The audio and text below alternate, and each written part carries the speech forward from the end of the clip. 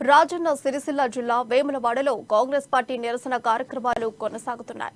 వేములవాడ రాజన్న దేవాలయ అభివృద్ధికి సీఎం కేసీఆర్ హామీ ఇచ్చి 8 ఏళ్లైనా నిలబెట్టుకోలేదని కాంగ్రెస్ నేతలు ఆరోపిస్తున్నారు. బీఆర్ఎస్ సర్కార్ అభివృద్ధి అనేది బ్రోచర్లకే పరిమితమైందన్నారు.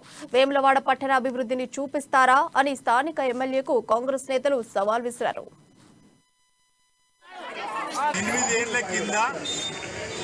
పేదల దేవుడు దక్షిణ కాశీగా పేరుగాంచిన రాజన్నను దండం పెట్టుకున్న ముఖ్యమంత్రి కేసీఆర్ నా లగ్గం ఇక్కడైందని చెబుతూ ఏటా 100 కోట్లు దేవాలయాన్ని అభివృద్ధి పథంలో తీసుకొని ఇస్తా అని డబుల్ బెడ్రూమ్లకు ముంపు గ్రామాలలో 5 లక్షలు ఇస్తారన్న హామీ విస్మరించి 8 ఏళ్ళైన సందర్భంగా 8 కొబ్బరికాయలు కొట్టి ఒక నిరసన వ్యక్తం చేసినాం.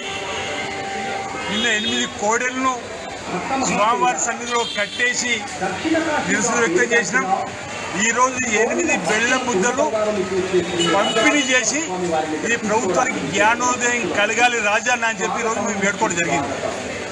మేము చేస్తున్న నిరసన కార్యక్రమాలను చూసి టెక్నికల్గా ఎమ్మెల్యే అధర్మంగా పరిపాలిస్తున్న ఎమ్మెల్యే నేను అంటున్న కోనరాపేటలో అభివృద్ధిపై చర్చకు సిద్ధం, ప్రతిపక్షాలు అభివృద్ధి జరగలేదంటున్నారు అనే మాట.